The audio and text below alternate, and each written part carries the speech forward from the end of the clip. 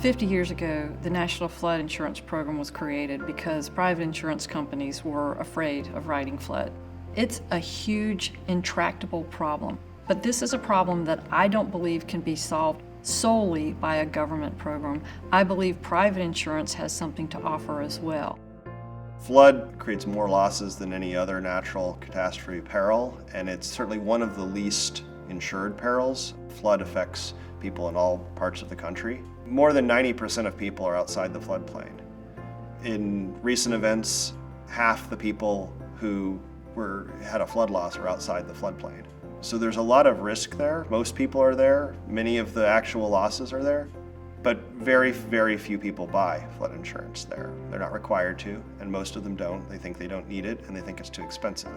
The NFIP has always been a leader in the United States with respect to promoting flood insurance education, mapping, mitigation strategies, and I believe that they will continue to do that.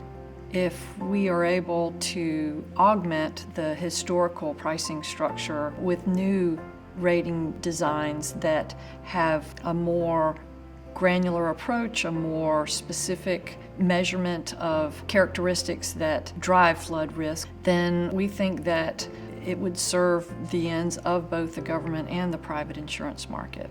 A bigger market helps everyone. The whole approach to rating was designed back in the 70s. We didn't have the sort of computer models that we have now. They just couldn't be run on the computers that existed then. But now you have computer models on supercomputers that can run a hydrodynamic model at a 10-meter resolution across the entire country that captures events up to 500-year return periods. So you get this very continuous, very precise estimate of risk. And that didn't exist until just a few years ago.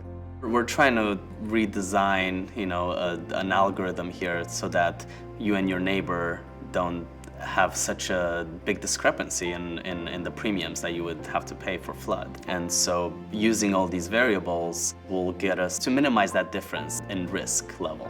So the more detailed we are, the more rating variables we use, the better we are at rating your risk. Some of the physical drivers of risks that we're trying to include in our models include elevation, relative elevation, slope, curvature, and aspect, as well as distance to river, distance to coast. Mapping happens at kind of every step of our analyses. So we get data. One of the first things we can do is we can throw it on a map, and that helps us QC it. Are the locations where we think they should be? Or if we're getting data back from a catastrophe model, does the loss gradient look correct? Are we seeing high areas where we expect to see higher flood risk?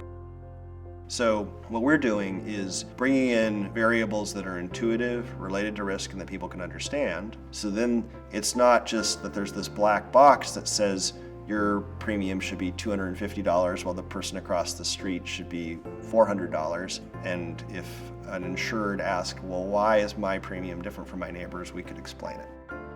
Our practice has been specializing in property insurance, advanced analytics, using catastrophe models, solving problems in new ways for many years. And I think if we can communicate the flood risk financially through the measurements that we're making and to feed new flood premium designs, then legislators, regulators, community planners, developers, and consumers can all have a more robust understanding of the implications of development in a certain area or buying a home in a certain area. It's much easier to understand what you should do if you have numbers that you can believe.